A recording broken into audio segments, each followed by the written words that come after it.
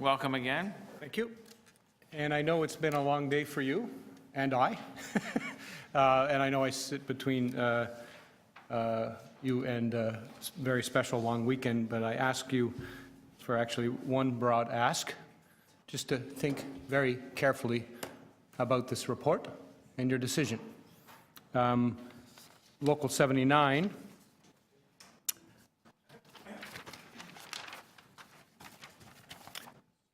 strongly opposes the provincial decision to implement a basic income pilot, recognizing that basic income schemes threaten to reduce or eliminate the non-income supports and services and potentially benefits that accompany Ontario Works and the Ontario Disability Support Program. So we ask you to rethink the recommendation that is before you. We ask you to call on the province to immediately improve the lives of Ontarians experiencing poverty by increasing Ontario Works and ODSP rates. Call on the province to make immediate steps to improve working conditions of precariously employed Ontarians through a $15 minimum wage, guaranteed hours of part-time staff, and access to benefits, including sick days under their workplace review. We ask that you ask the province to work with the province to improve access to the non-income supports provided to low-income Ontarians, recognizing that such supports are essential to escaping poverty. And we ask that you move ahead with implementing the job quality assessment tool to provide benchmarks for good, stable jobs, the best antidote to poverty.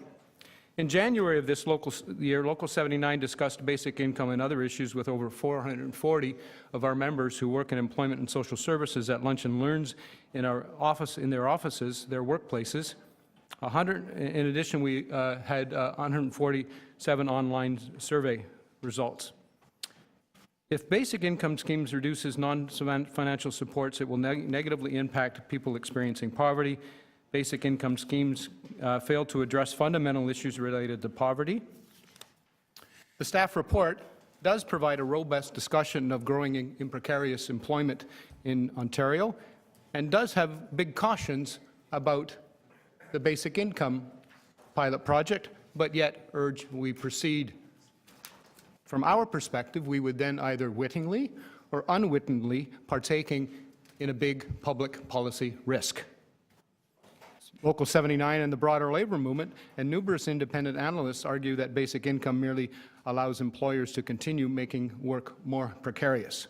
If the province really wants to address issues of poverty, increase rates, expand access to non-income supports related to employment, health and housing, implement a $15 minimum wage, and amend employment legislation to provide guaranteed hours of work, predictable scheduling, and benefits such as sick days. And how about fund childcare better? How about fund housing better, rather than put us in a situation where we're going to the province cap in hand for regressive revenue tools?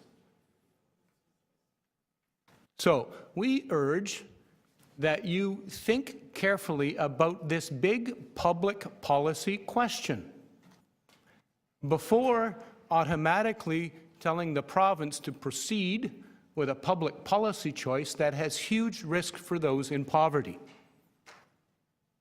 It's a big debate. It ought to be a big debate. I went to the public consultation process with the province, and it was only asking people how to do what they want to do already, not asking people to actually engage seriously in a big public policy question. The Canadian father of this policy direction, Hugh Siegel, who I have respect for, I've talked to him on these things before, recommends a minimum income or a guaranteed income in order to get rid of the structures that are providing services to those people, vulnerable people. When I talk to our members, they are really worried that a basic income scheme could take away the supports that they provide to people with addictions, people with employment issues, people with mental health issues. Who will be there for them if we just issue people a monthly tax check as a result of the tax system? That's what Hugh Siegel was talking about, and that's where this was born. Before we got there, it was Milton Friedman from the Chicago School of Economics, and we know his record in other countries on this planet. That's where this came from. And that's my perspective. It's a perspective of our perspective. But even if people disagree with that perspective, and there are many progressives that do, let's just think carefully about a big public policy question and grant the province or endorse the province's direction before we come to a conclusion about what the actual income impacts would be. Great, thank you very much. Right on time. Questions for the deputant, Councillor Mihevc. Well, that was a very provocative presentation, and I think I take it to heart. I know that there are some folks, call it on the progressive side, who are aligned with you, and some folks who are actually aligned exactly the opposite way, and who would say that really if you get a minimum sort of basic income and you don't cut OW, ODSP, and basic support services for vulnerable people, that's another way to go too. Would you agree with that? That that's another way to put together a system? In theory.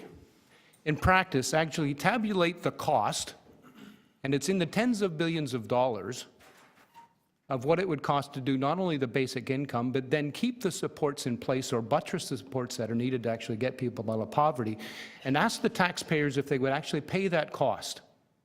So let's have an honest, open discussion about what it would cost to actually have not even, because as I understand it, they're talking about 75% of the low-income cutoff as a basic income. It's not. So let's, if you actually want to debate about it, an honest public dialogue about what the level of income would actually be to have people actually rise out of poverty, implement that, and actually keep supports in place, my gut tells me, my nose tells me, that this is about ensuring that supports that are in place are no longer paid for, and tell those in poverty to go away. And let's see what happens. So this is about ODSP and Ontario Works right now. It's about testing this model, and before the full effects of that model are seen, what happens to people on WSIB, what happens to people on EI. This is a test to see how far it can move along in this direction before the real impacts of people in poverty would be seen. Okay.